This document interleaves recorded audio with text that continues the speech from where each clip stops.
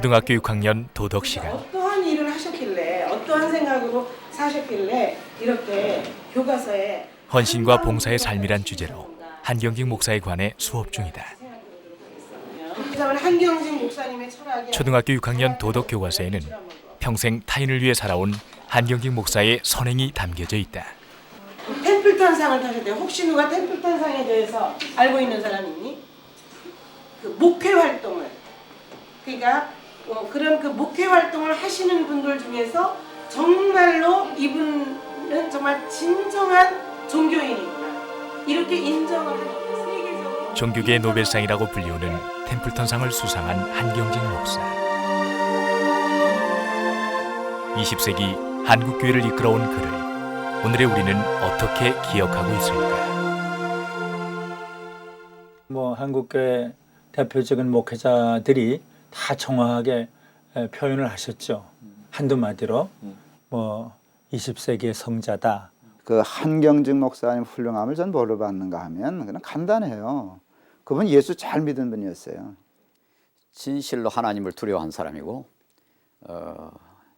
정직한 사람이었다. 개인의 어떤 이익이나 목사님 자신이 내가 출세를 해보겠다, 권세를 한번 갖추어보겠다, 내가 무슨 돈을 벌어보겠다, 전혀 그게 없었어요. 한국의 참 목회자의 모습을 여러 가지 면에서 보여주게 되었습니다. 신앙과 인격 삶이 그대로 다 일치가 된 그런 분이었어요. 성경 그대로 삶을 살아오자 애를 쓰고 그것이 우리 눈에 그대로 보여졌고요.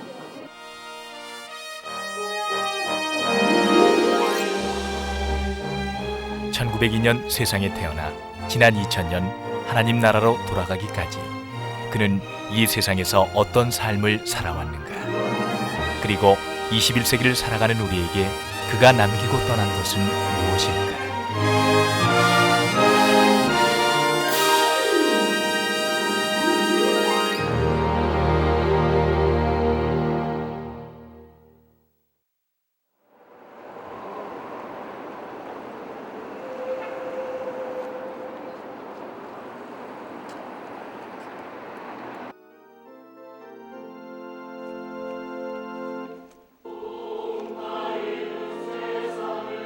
지난 2002년 11월 서울 영락교회에선 이 교회를 창립하고 일생을 교회와 함께 온 고 한경직 목사의 탄생 100주년 기념 예배가 있었다.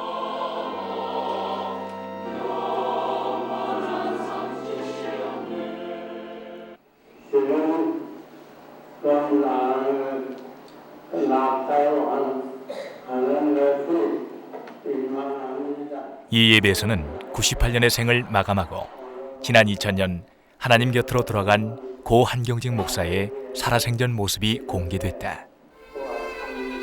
이를 바라보던 많은 성도들은 따뜻했던 목자를 떠올리며 그리움의 눈물을 흘리기도 했다.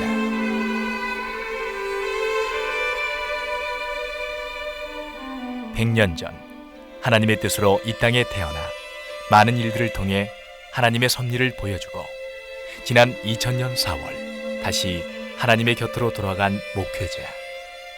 그가 하늘로 떠나는 길에 수많은 조문객들의 행렬이 계속됐다. 일제강점기와 분단 반세기. 암울했던 20세기를 말씀과 기도에만 의지하고 살아온 한 목회자를 많은 이들은 그리워했다.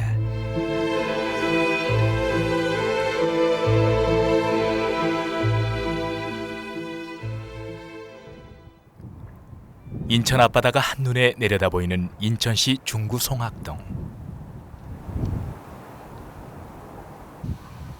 이곳에 위치한 인천제일교회는 1946년 영락교회가 개척한 첫 번째 교회다.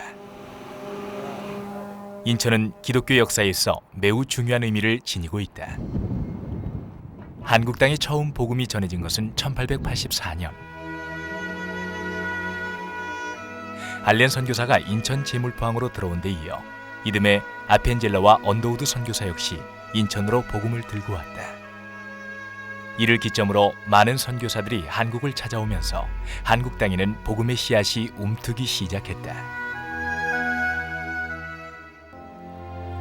한편 1878년 상인이었던 서상류는 중국에서 선교사 맥킨타이를 만나 복음을 접하고 이후 세례를 받게 된다. 그는 나라에서 금하는데도 불구하고 번역된 성경을 반포하며 전도에 힘썼다. 이후 서상류는 동생 서경조와 함께 핍박이 심한 고향 땅 의주를 떠나 황해도 소래에 정착하고 그곳에서 친척과 동네 사람들을 모아 함께 예배를 드리게 됐다. 그것이 바로 우리나라 최초의 교회인 소래교회다. 이즈음 한국 땅을 찾은 외국 선교사들은 전국 각지를 여행하면서 하나님을 알지 못하는 백성들에게 복음을 전파했다.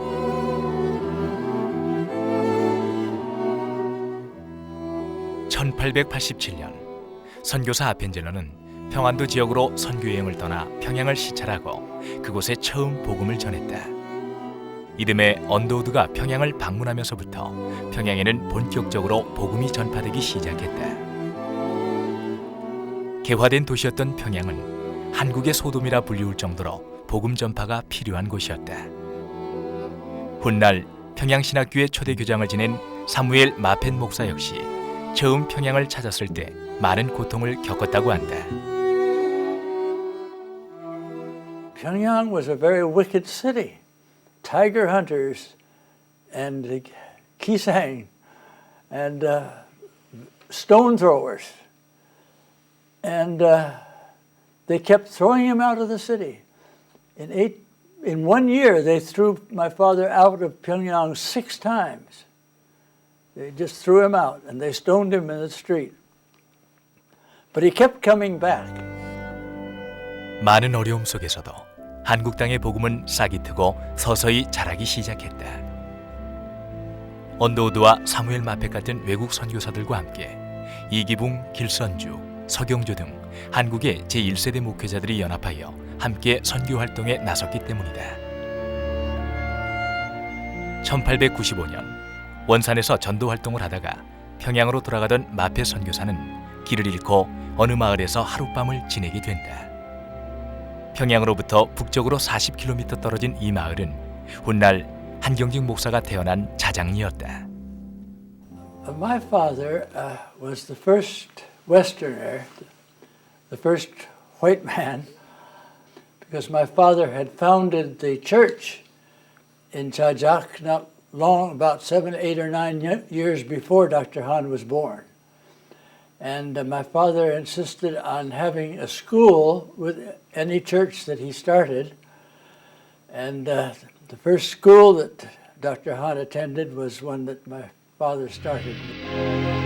1902년에 태어난 한경직은 어린 시절 선교사 마펫과 육촌형 한병직 목사의 영향 속에서 신앙을 키울 수 있었다. 그러나 1905년 을사보호조약이 체결되면서 우리나라는 암울한 시기에 접어들게 된다. 한경직 목사가 8살 되던 해 한일합방을 통해 한반도는 일본의 영토로 편입되면서 조선은 나라를 잃는 슬픔에 빠졌고 초대 총독의 데라우치 마사다케가 취임하면서 조선은 본격적으로 일본의 통치를 받기에 이른다. 이 시기에 기독교와 민족운동을 말살하려는 목적으로 일본 경찰이 총독 암살을 날조하여 신민의 회원을 체포, 고문하는 사건이 벌어진다. 이 사건으로 유죄 판결을 받은 105명은 대부분 기독교인이었다. 이러한 사건들을 통해 교육의 필요성을 느낀 국내 지식인들은 외국 선교사와 함께 학교 설립에 힘쓰기 시작했다.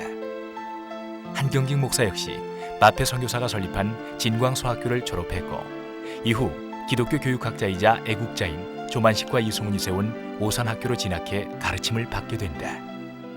그 학교에 그 많은 애국 인재들이 만났었죠. 그러면서 거기에 초대 교장의 또 이제 조만 선생이 하셨고 다 등등의 그 유명하신 그 시대 그런 어른들이 다 가르치고 그럴 적에 이제 한경직 목사는 거기 가서 이제 교육을 받았죠. 그러니까 그 뭐 보통 애국심이 아니죠. 뭐. 1919년 청년 한경직이 오산학교를 졸업하던 그해 3월에는 독립운동인 3.1운동이 일어났다. 일본의 압박 속에서 졸업식도 못하고 있던 한경직은 남산고을 교회에서 운영하는 영성학교의 교사로 부임하게 된다. 이 시기 청년 한경직은 평양에 숭실 전문학교를 세운 선교사 윌리엄 블레어를 만나게 된다. 그는 1906년과 1907년에 일어난 대부흥운동을 이끈 핵심적인 선교사로 한경직의 신앙생활뿐 아니라 학업에도 막대한 영향을 미쳤다. 또한 그는 한경직의 명민함을 깨닫고 자신의 개인 비서로 일을 시키면서 숭실 전문학교에 입학할 것을 권유한다. 대학 진학의 꿈을 간직해오던 한경직은 기독교 대학인 숭실 전문학교로 진학해 평소 관심 있던 과학 분야를 공부하기 시작했다.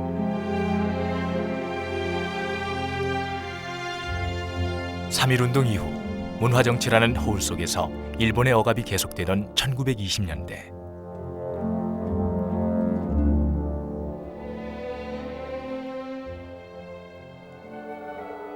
숭실 전문학교 3학년이었던 한경직은 선교사들과 선교여행 중 황해도 소래해변에서 기이한 체험을 하게 된다. 백사장에서 무릎을 꿇고 기도하던 그는 너를 귀히 쓰겠다는 하나님의 응답을 듣게 되고 이 일을 계기로 목회자의 길을 걷기로 다짐하게 된다. 그래서 그 바닷가에 산책을 하게 됐는데 그 한 번 산책할 때에 그 제가 영감을 얻어서요. 이런 내 민족을 먼저 새로운 민족이 되어야 된다. 그러니까 내가 복음을 전파해야 된다. 그런 영감을 받았어요. 이후 목회자로서의 길을 가고자 했던 한경직에게 또다시 새로운 길이 열렸다. 1925년 숭실 전문대학을 졸업한 한경직은 좌옹 윤치호의 도움으로 엠포리아 대학에 진학하게 된다. 이 대학은 미국 장로교가 설립한 대학으로 이곳에서 심리학과 철학을 공부하고 다시 1926년 미국 목회자의 요람인 프린스턴 신학대학에 입학하게 됐다.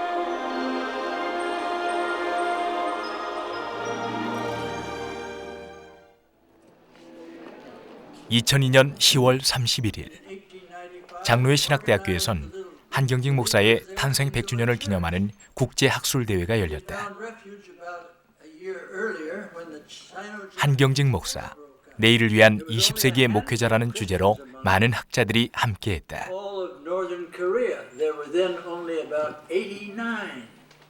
보태기 필요 없지만 보태서 말씀 아멘하는 말씀 한마디만 하고 싶으면 저는 한 목사님은 이 민족 한국 교회 민족의 이곳에서 우리는 한경직 목사가 수학했던 프린스턴 신학대학에서 한경직 석좌 교수로 재직하고 있는 이상현 박사를 만날 수 있었다. 그 큰 사명을 받. 그때 그 프린스턴의 그 교수들 사이에 상당히 그 신학적으로 논쟁이 많았습니다. 자유주의, 보수주의 이렇게 갈라져 가지고 그런데도 목사님이 뭐 이렇게 흔들리지 않으시고 자기 신앙 굳게 지키시고 그리고 또 공부를 할 건 또 다 열심히 하시고 그런 걸 보면 참 목사님께서 그때 상당히 차근하고 아주 그 좀 원숙한 학생이 아니셨나. 프린스턴 신학대학에서의 신학적 논쟁 속에서도 한경직은 자신의 신앙을 굳게 지키며 학문에 매진했다. 훗날 그가 공부한 신학문은 한국 땅에서 목회를 하는 밑바탕이 됐다. 당시 프린스턴 신학대학에는 한경직 목사 이외에도 김재준, 송창근 등 몇몇의 한국인들이 공부하고 있었다. 그러나 훗날 이들은 서로 다른 신학적 견해로 인해 한국 교단 분열의 아픔을 맞게 된다. 지난 85년 한경직 목사는 프린스턴 신학대학에서 주는 공로상을 받았다. 아직도 많은 사람들은 그 당시 한경직 목사의 모습을 기억하고 있다. 이제 그 많은 동문들이 모인 석상에서 이제 그 상을 총장님한테 수여받았거든요. 그리고 이제 답사를 하라고 하니까 이제 목사님이 강단에 올라가셨어요. 올라가서 이제 그 온 사람들은 이제 아주 긴 답사를 들을 걸 이제 기대하고 있었는데 앉았는데 목사님이 올라가서 두 마디만 딱 하셨어요. 저는 자격이 없는 사람인데 상을 주셔서 감사합니다. 모든 영광은 하나님께 돌립니다. 이러고는 그냥 내려와서 앉으시더라고요. 그러니까 그 동문들이 놀라고 또 어떤 면으로는 감격하고 해서 일제히 뭐 기립을 해가지고 기립박수를 한 3, 4분 동안 드렸어요. 항상 나는 부족한 사람입니다로 말을 시작하는 겸손한 사람 한경직. 그는 하나님께서 주신 좌절 속에서 낮아지는 겸손을 배웠다. 프린스턴 대학교를 졸업할 무렵 예일대학 박사과정을 준비하던 한경직은 폐결핵 3기라는 진단을 받게 된다.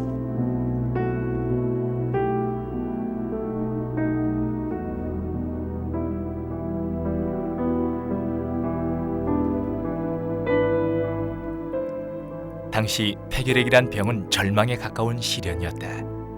그는 진학을 포기하고 미국 뉴멕시코주에 있는 알버커키 장로교 요양원으로 향했다.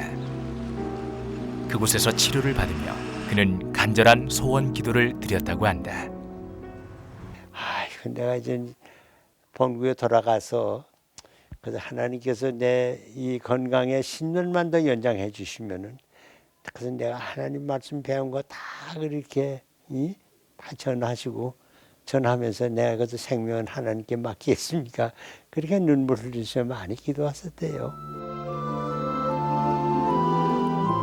간절한 기도 속에서 그의 건강은 회복됐고 그는 하나님과의 약속을 위해 한국 땅으로 돌아왔다. 그리고 한국 땅의 복음화를 위해 목회자로 거듭나게 된다.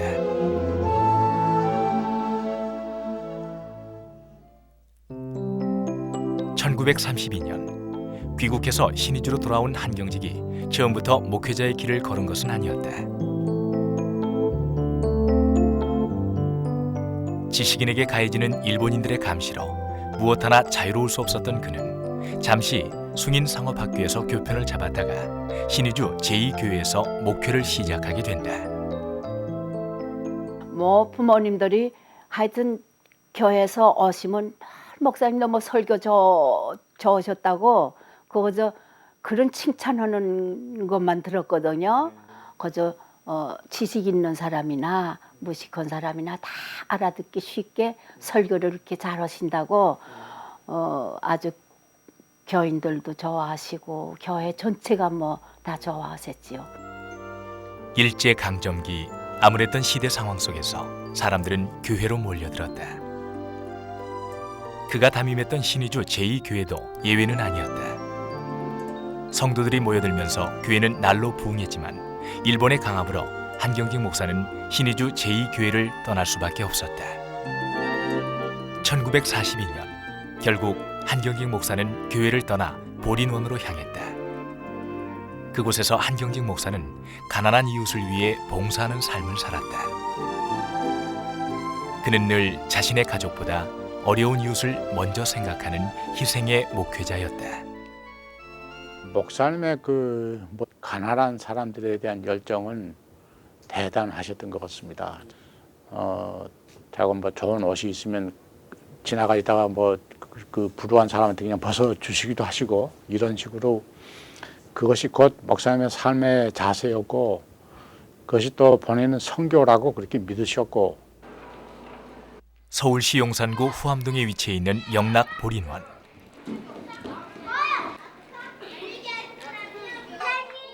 이웃을 돕는다는 이름의 보린원은 지난 1947년 신의주 보린원의 뜻을 이어 한경직 목사가 이곳에 재건했다. 현재 80여 명의 어린이들이 이곳에서 말씀으로 양육되고 있다.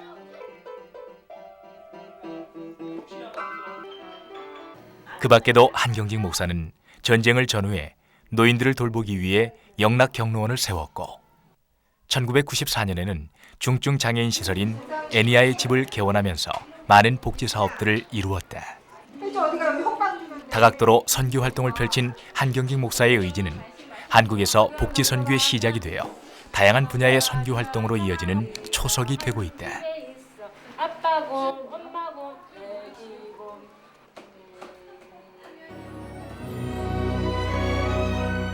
1945년 8월 15일 일본의 패망과 함께 우리나라는 광복의 기쁨을 맛보게 됐다. 그러나 기쁨도 잠시. 한반도는 남과 북으로 나뉘었고 38선을 중심으로 남쪽에는 미군이 북쪽에는 소련군이 진주하게 됐다. 소련군의 힘을 얻고 활동하던 공산당은 자신들의 활동에 제약을 가하는 사람들을 체포했다. 특히 지식인을 비롯한 교계 지도자들은 그들의 견제 대상이었다.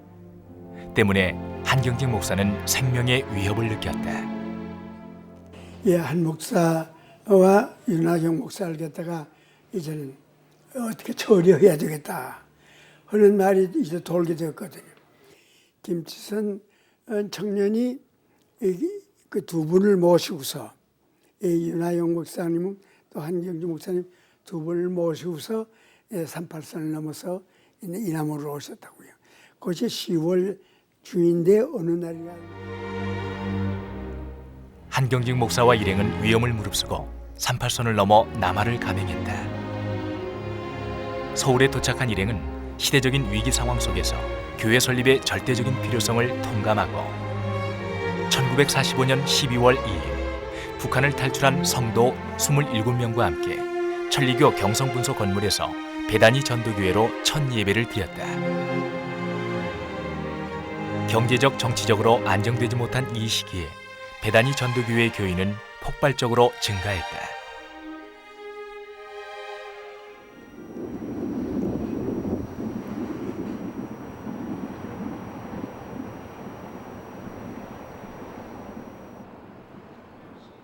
(57년의) 역사를 자랑하고 있는 영락교회의 주일 예배.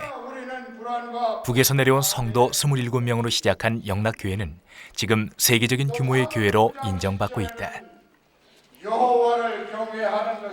교회의 수적인 성장보다는 세계 선교와 민족 복음화, 그리고 사회봉사와 구제를 통해 이웃사랑과 하나님 나라 확장에 힘쓰겠다던 고 한경직 목사의 목회 철학 속에서 교회는 성장해 왔다.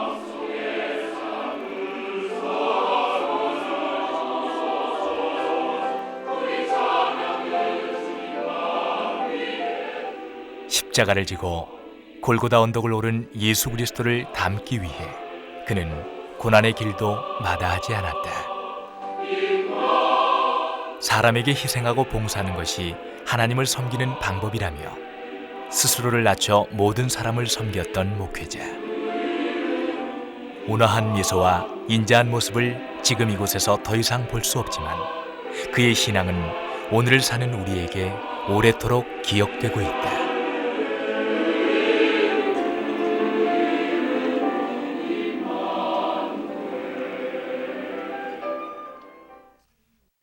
한 목사님이 거기서 교회를 시작하니까 피난민들이 뭐 자꾸 내려오지 않겠어요? 왜 뭐요? 46년 봄이 되니까 뭐 많이들 이렇게 내려오거든요.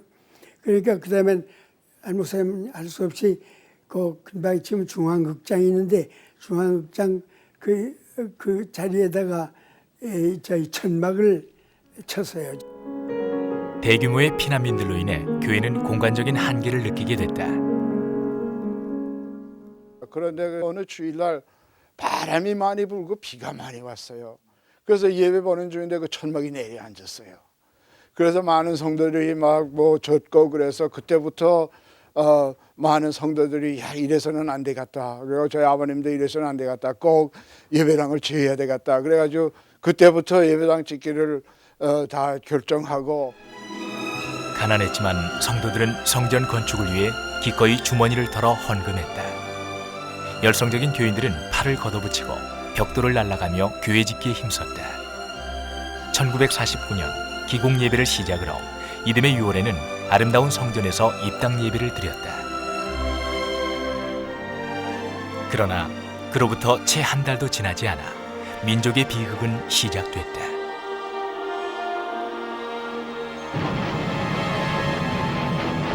(6.25) 발발 후 사흘 만에 서울은 공산군에게 함락됐고 한경직 목사는 위험에 처하게 됐다. 그 교인들이 다 여기 있는데 내가 어떻게 피난을 가느냐.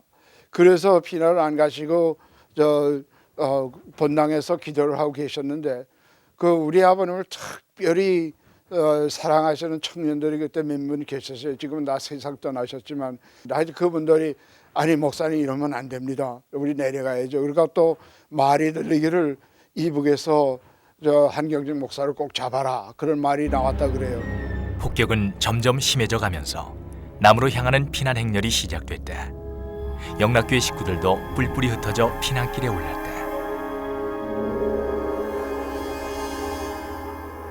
한강다리 터지는 그 소리를 들었거든요. 그래서 우리는 할 수 없이 한강다리가 터졌으면은 이제 우리가 한강은 건너 놓아야 되는데 한강을 못 건너 놓으면 이거 큰일 납니다. 한 목사님 일어섭시다 해가지고 한 목사님이 이렇게 해가지고서는 마포강으로 우리 나갔어요. 겨우 배를 얻어 타고 한강을 건너 피난길에 오른 한경직 목사와 그 일행. 훗날 목회자가 교회와 성도를 버리고 떠났다는 것으로 비난을 사기도 했지만 한경직 목사는 피난지에서도 교회를 세우고 복음을 전하는 일에 열심이었다. 미망인들과 그 자녀들을 위해 모자원을 세웠고 전쟁통에 부모를 잃은 아이들을 위해 볼인원 활동을 하는 등 실천하는 목회자로서 사명을 다했다. 여기 피난민들도 많이 오고 어려운 분들이니까 또 이제 국제적으로 좀 호소하는 일, 좀 이렇게 난민들을 좀 돕는 일에 이제 그렇게 시작하시면서 그 다음에는 6.25로 하여금 별수 목사님이 또 오세서에 거기에 그 다음에는 적극적으로 그이들 돌보는 일을 아주 힘썼죠. 그렇게 힘쓰면서 별수 목사님 참 한경직 목사님을 굉장히 존경하셨고 또 두 분 다 피차 그랬습니다. 서로 존경하면서 많은 일을 했습니다. 전쟁의 포화 속에서 피난민의 행렬 속에서 그들과 함께했던 선교사 밥 피얼스. 한경직 목사는 밥 피얼스 목사와 함께 전쟁으로 인해 헐벗고 굶주린 민족을 위한 구제 선교 활동뿐 아니라 훗날 우리나라 전도대회를 이끄는 선교의 주역으로 복음을 전파하게 된다. 1950년대는 그야말로 한국 기독교에서 대규모 전도 집회를 통해 부흥이 일어난 시기라 할 수 있다. 밥 피얼스를 비롯해 빌리 그레암 목사 등이 한국을 찾아와 대형 전도 집회를 열었고 그때마다 한경직 목사가 통역을 하면서 전쟁으로 인해 상처받은 영혼들을 주님 앞으로 이끌었다. It was early in the morning.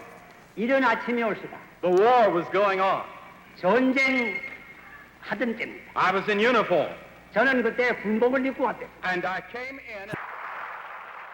이런 집회를 각 지방에서 하셨고, 그래서 정말 전쟁 때문에 시리에 차 있는 사람들에게 큰 힘과 기도의 능력을 정말 서로 나눴고, 그런 것들이 이 교회 부흥뿐만 아니라 사회의 뭐라 그럴까요? 부흥을 위해서 기본적으로 크게 역할을 했다고 이렇게 저희들 믿고 있죠. 또한 교파와 교단을 뛰어넘어 함께 연합하는 집회들을 통해 한국 기독교는 놀라운 성장을 거듭하면서 새로운 도전의 시기를 맞게 된다.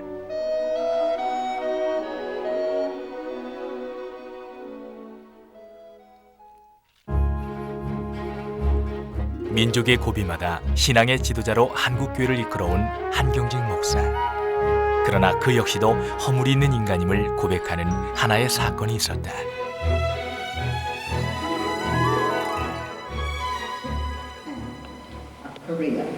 1992년 한경직 목사는 종교활동의 증진과 향상에 기여한 사람에게 수여되는 템플턴상을 수상하였다.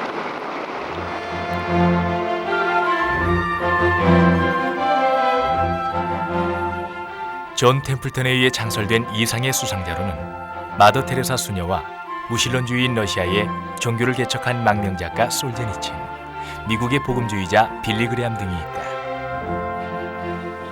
전능하신 하나님을 의지하고 우상에게 절하지 아니하고 여러 가지 미신을 없이 하고 옳은 생활을 하면서 옳은 문화 가운데서 사는 민족과 나라가 되었느냐?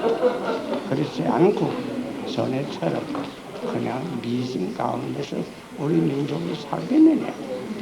그것은 우리 민족은 지도자들 특별히 교육받은 사람들은 특별히 생각해 봐야 될 문제입니다.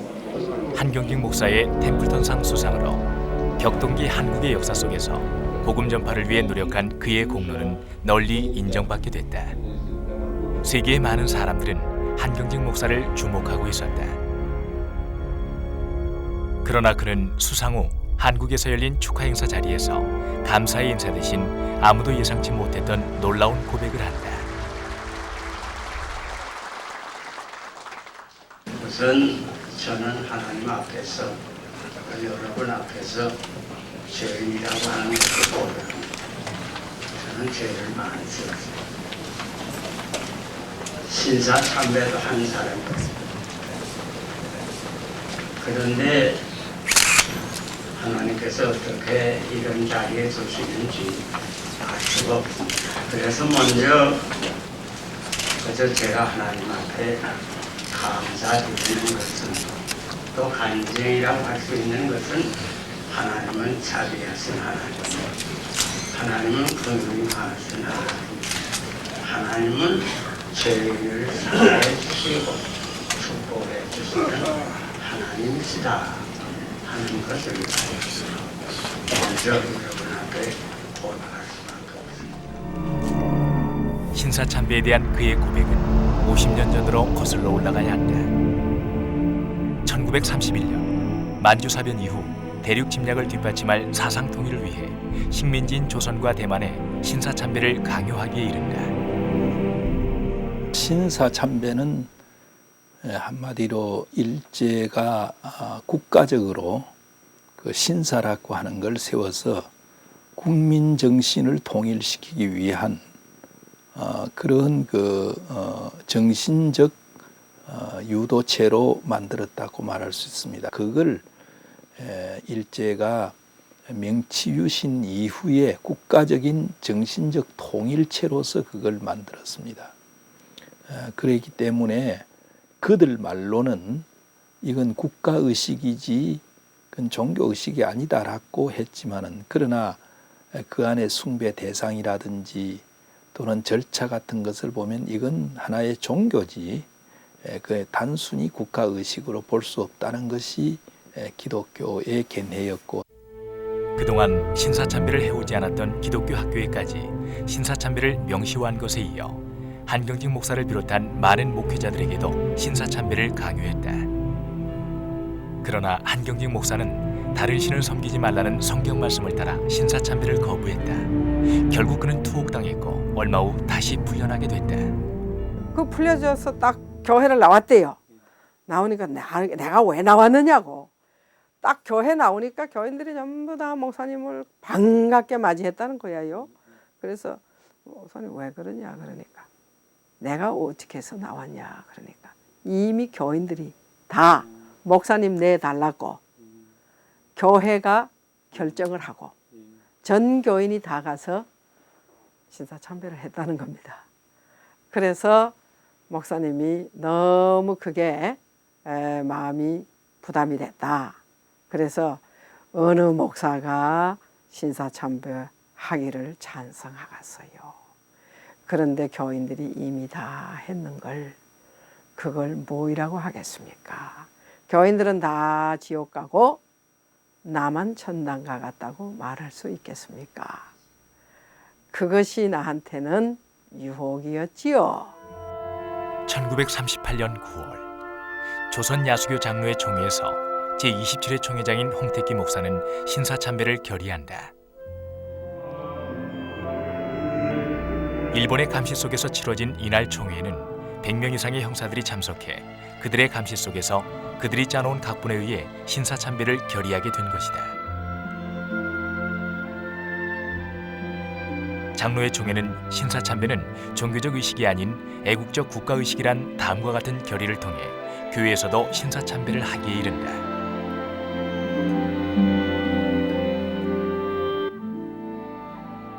교회에서 신사는 없으니까 동방여배라 그래요. 동방은 이제 동쪽에 춘향폐하가 일본에 춘향폐하가 있으니까 동쪽을 향해서 다 절하라고 그러죠. 교회에서는 박수 치거나 그게 없고 다 일어나서 동방여배 하겠습니다 하고 동방여배 하고. 끝까지 신사참배를 거부하다가 순교한 목회자들도 있었다.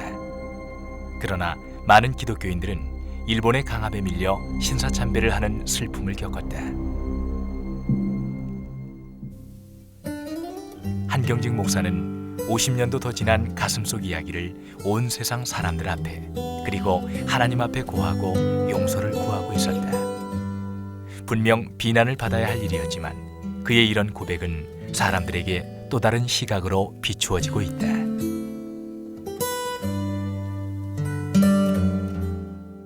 우리 기독교가 생각하는 인간은 그 완벽한 인간이 아닙니다. 사실 아무도 인간은 완벽해질 수가 없죠. 그보다 훨씬 더 현실적이고 또 성경이 요구하는 인간은 그 자기 잘못을 인정하고 그 회개하는 인간. 그게 정확한 기독교적 인간관이라고 말할 수 있죠. 위대한 종교 지도자였지만 한경직 목사 역시 죄를 범하고 눈물로 회개하는 나약한 인간이었다. 교단이 분열되는 건 역시 가슴 아픈 일이었지만 막을 수는 없었다. 1907년 최초의 노예가 결성된 이후 한국 기독교는 많은 변화와 위기를 맞이했다. 한경직 목사의 미국 유학 시절, 당시 프린스턴 신학대학을 비롯한 신학교에서 동문수학하던 김재중과 박형룡, 그리고 송창근 등의 신학생들이 있었다. 이들은 비슷한 시기에 함께 공부했지만 공부를 마치고 한국 땅에 들어와 서로 다른 성향과 신학적 갈등으로 각기 다른 교단으로 분열하기에 이른다. 김재중과 송창근은 미국에서 배운 자유주의 신학을 근거로 한국교회 혁신과 신앙의 갱신을 주장하는 한편 박형룡은 정통주의 신학을 보수할 것을 주장하였다. 한경직 목사는 복음적 성서관을 강조하면서 오늘의 장로교회 통합 측 신학 노선을 확립하게 된다.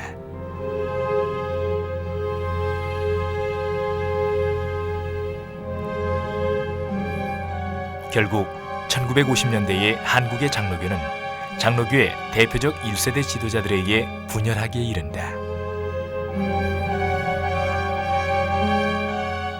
그때 자꾸 교파가 갈라지고요.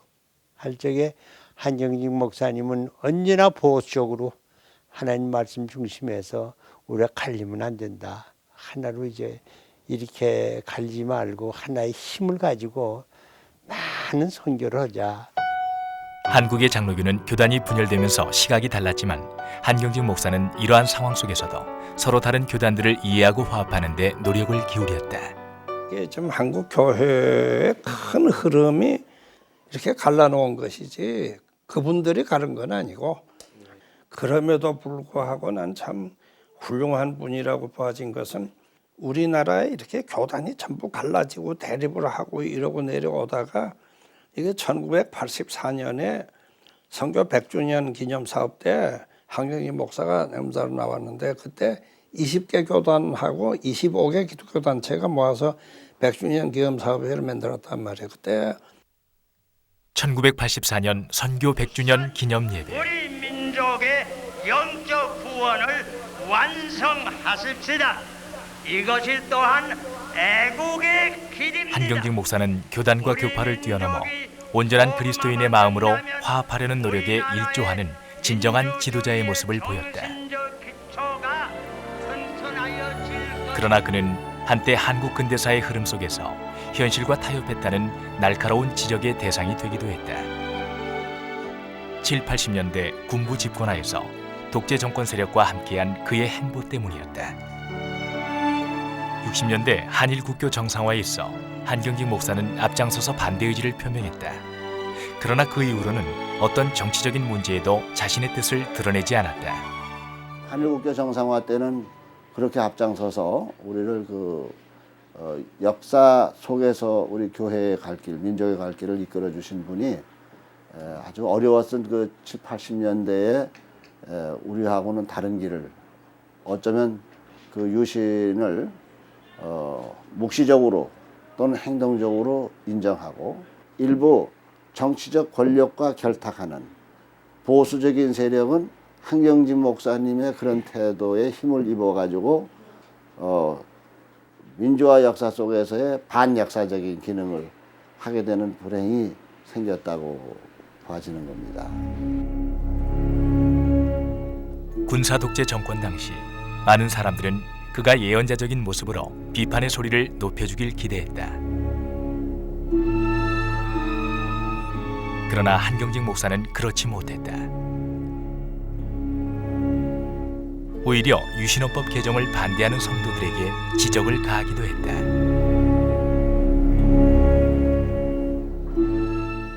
교회는 정치하는 곳이 아닙니다. 그러나 교회는 좋은 정치할 수 있는 좋은 일꾼, 참 일꾼들을 키워내는 곳입니다. 그게 결론이에요. 그리고 많은 설교에서 나오듯이 굉장히 목사님은 그 질서, 그거를 강조했던 건 사실이에요. 한 목회자에게 영혼 구원과 인류 구원이라는 두 가지 모두를 기대하기에는 인간은 너무도 나약한 존재인 것일까?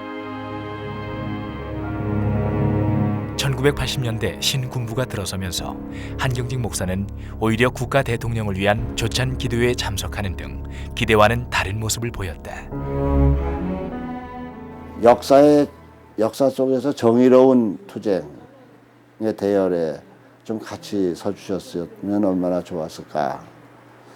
아시는 대로 뭐 학생들, 뭐 노동자들이 수없이 군사 재판에 불려가고 죽고 노동자들이 탄압받고 그랬을 때 아무 말씀을 안 하셨다고요.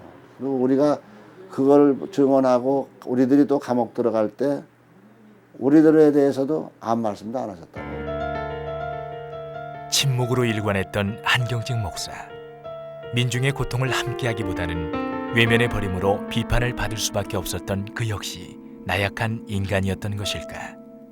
한경직 목사님이 훌륭한 분이지 완전한 분은 아니잖아요. 난 사람에게는 모든 면에서 오른손과 왼손이 있다고 생각해요. 그러니까 오른손 쪽에 발달된 거는 잘해요. 한경직 목사님은 그 오른손잡이 당신에게 있던 일을 남들보다 훌륭하게 잘한 분이에요. 그러나 그도 왼손은 못 썼어요. 그분이 결코 독재가 옳아서 그런 건 아니에요. 그분의 고백이 있어요. 이 독재 정권도 군복음화의 자유는 주고 있거든요. 근데 내가 저놈들을 저 나쁜 놈들이라 이러면 어떻게 하겠냐. 나는 정치도 정치지만 복음화만 하면 된다. 박정희도 전두환도 복음만 하면 된다. 그러니까 그런 차원에서 하나의 그 제사장적인 입장에서 그들을 위해서 기도한 것이 아닌가. 친정 세력이란 비판 속에서도 그는 선교적인 활동 영역을 넓혀나갔다. 깊은 데로 가서 그물을 내려 고기를 잡으라. 그리한즉 고기를 애운 것이 힘이 많아 그물이 찢어졌다는 성경 말씀처럼 그에게 군부대는 그야말로 황금어장이었다.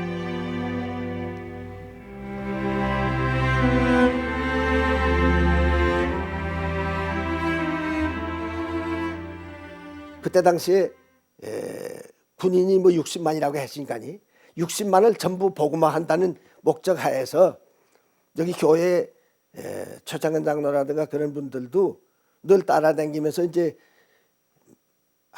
내가 기억하기로는 한 5군데 정도쯤 그 체포를 짓는 거. 처음 미군 집회에서 체포를 맡으면서부터 군 선교에 대한 중요성을 느낀 한경직 목사는 1972년 백낙준 박사와 함께 전군 신자와 후원회란 이름으로 군 선교를 시작했다. 이후 1976년 군 복음화 후원회를 통해 진중 세례식과 군종 활동을 지원하는 등 초교파적으로 군 선교 활동을 선보였다.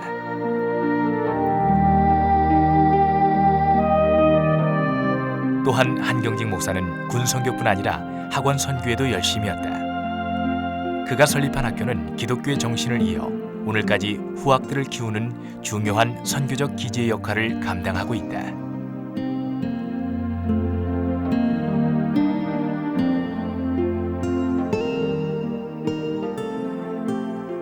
특히 평양에서 시작된 숭실대학교는 6.25 전쟁 후 1954년 한경직 목사를 주축으로 재건되어 젊은 인재들을 배출해내고 있다. 선교에 대한 새로운 분야를 개척하는 데 있어 한경직 목사의 노력은 한국 기독교사에 있어 단연 선구자의 모습으로 기억되고 있다. 그건 뭐 저 한 목사님 뭐 항상 하는 말씀 두 가지예요. 하나는 자기 저희 애국운동에서 나왔고, 하나는 복음전도. 이 두 가지 방면으로 우리가 저 이어갈 수 있어요. 나라 사랑. 그 나라 사랑이라는 것은 한 목사님은 오산학교 때 그걸 받은 영향이 있거든요. 그래서 나라 사랑. 그리고 그다음에 복음 선교는 이건 우리가 어디에 가든지 복음 선교를 통해서 우리나라를 세워야 된다, 이런 말씀이 있어서 그저 그걸로 우리가 생각할 수 있죠. 1973년 한경직 목사는 성역 40년을 마감하면서 은퇴식과 함께 원로 목사 취임식을 가졌다. 한국 땅에서 다양한 선교 활동을 이뤄나간 한경직 목사. 그러나 은퇴 순간까지도 그가 포기할 수 없었던 것은 바로 북한 선교 활동이었다. 북한 선교에 대한 의지는 미국 처치센터에서의 템플턴상 수상자 발표식에 아버지를 대신해 참석한 한혜원 목사의 소감 발표를 통해 알 수 있다.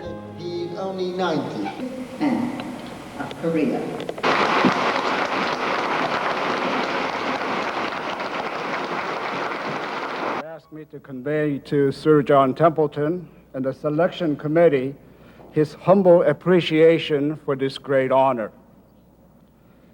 For many years, he has dreamed of seeing North and South Korea reunited and the Christian church flourishing once again in the North. It is his intention to set aside a majority of this prize money so that the church in the North can rebuild as soon as it is politically possible. The remainder will be used for current needs by organizations connected with the Yongnok Presbyterian Church in Seoul. 그는 이 상을 통해 받은 상금 100만 불을 북한 선교에 쓰이길 바란다는 말로 고향에 대한 그리움과 북한 선교에 대한 희망을 전했다. 1998년 여름 병원 갔다 왔습니다. 병원군. 월드비전의 오재식 회장과 탤런트 김혜자 씨가 영락교회를 찾았다. 그 어린아이들이 국수를 막. 한경직 목사에게 북한을 다녀온 이야기를 전하기 위해서였다. 우리 잘 다녀왔습니다. 평소 북한 선교에 관심이 많았던 한경직 목사에게 특별히 이들의 방북은 의미 있는 일이었다. 한 목사가 이사장으로 왕성한 활동을 보였던 월드비전에서 식량난으로 고통을 받고 있는 북한 어린이들을 위해 북한의 몇 지역에 국수 공장을 지어주는 활동을 했다. 그 국수 공장들 중 한 곳은 한경직 목사의 고향인 평원이었다.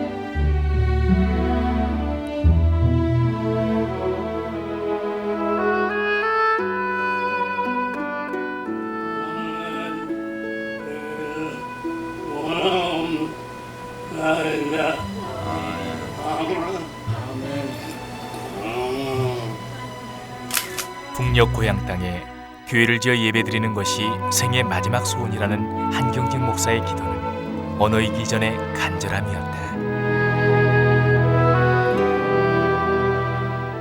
근데 그 기도의 음성이 말이 아니라 우물우물하는 그런 말이지만은 목사님이 직접 우리 손을 잡고 그 기도를 해 주셨어요.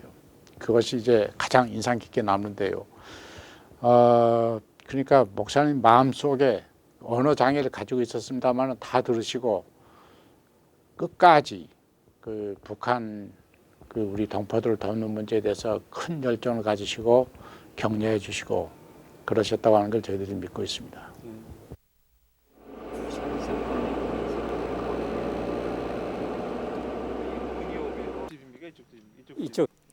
한경직 목사가 은퇴 후 머물렀던 경기도 광주군 사택.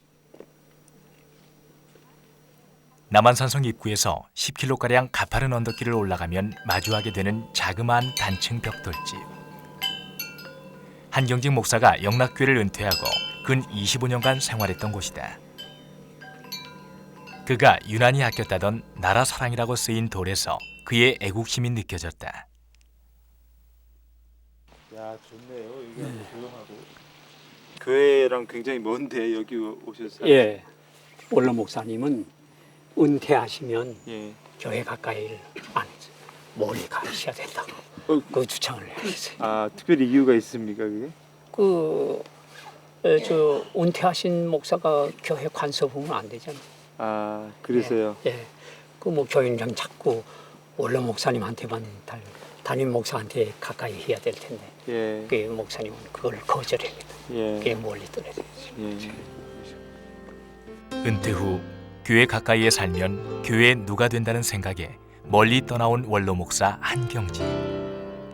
그는 처음 하나님을 알았던 순수한 신앙인의 마음만 가지고 자연 속에서 노년을 보냈다.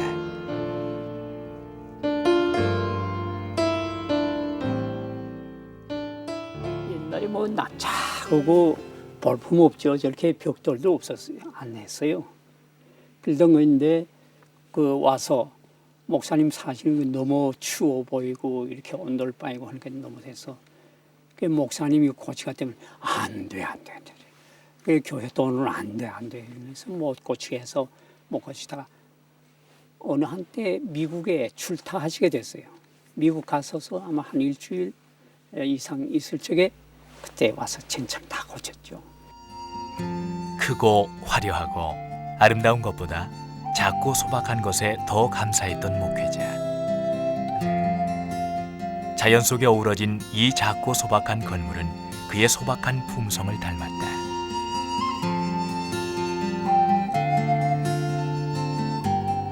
늙고 지친 몸을 누웠던 침대 너머에는 나라를 사랑했던 이의 마음이 담긴 손때 묻은 태극기가 붙여져 있었다. 소천 후 통장 하나 없는 그에게 남겨진 재산은 만년에 타고 다니던 휠체어와 지팡이, 추운 겨울을 나기 위한 털모자와 몇 벌의 옷가지가 전부였다.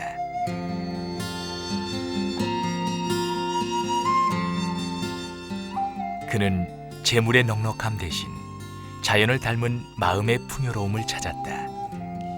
그리고 기도함으로 늘 깨어있고자 했다. 예, 여기입니다. 아, 이 바위요? 예, 이 바위, 저 바위. 예. 여기 앉아서 예. 목사님 계속 기도하시는데 예. 진정으로 이렇게 새벽에 올라와서 기도하는데 예. 나라와 민족을 위해, 한국 교회를 위해, 교계를 위해, 성도들을 위해 간곡히 기도 다 하시고 위안 내려가시고 했어요. 아무것도 없으면서 모든 것을 다 가진 사랑의 목자. 화려한 성공이 아닌 지극히 낮아짐으로 더욱 빛날 수 있었던 사람.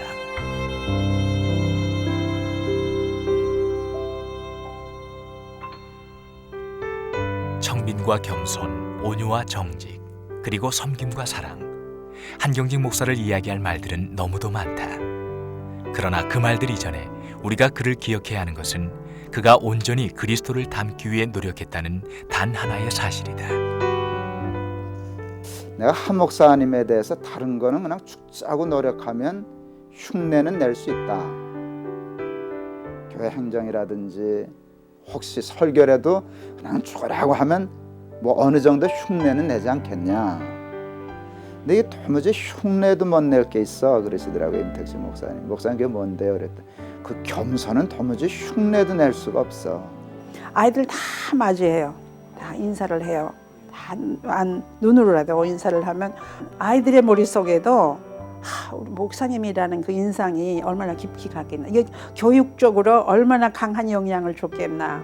정말 복음이라고 하는 것은 그 다른 사람을 하여금 우리를 보고 예수 그리스도를 믿게 만드는 그 모범적인 생활을 몸소 보이셨어요.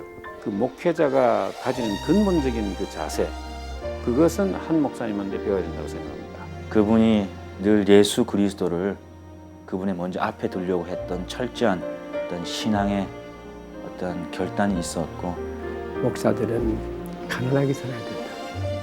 왜 그러냐? 가난해야 열심으로 교회 의지하고 교회를 부흥시킨다는 거예요. 전도도 많이 하고. 십자가는 약하고 미련하다. 전도자도 약하고 미련해야 된다. 복음을 받는 자도 어떤 의미로 너희를 부르심을 약하고 미련해야 된다. 강하고 지혜로우면 안 된다. 그래서 좀 미련하고 약하고 어리석고 이걸 배워야 되겠다. 결론이 그렇게 됐어요. 우리가 그를 기억하는 것은 각기 다르다. 그러나 참여하고 회개하는 모습으로 자신을 낮추려 했던 한 사람의 목회자를 통해 우리 모두는 스스로의 신앙을 들여다보게 된다. 취양 한경지. 취양이란 그의 호처럼 가을볕이 세상을 붉게 물들이듯 20세기 한국 교회를 이끈 그는 이제 21세기를 사는 우리들의 신앙을 아름다운 빛으로 물들일 것이다.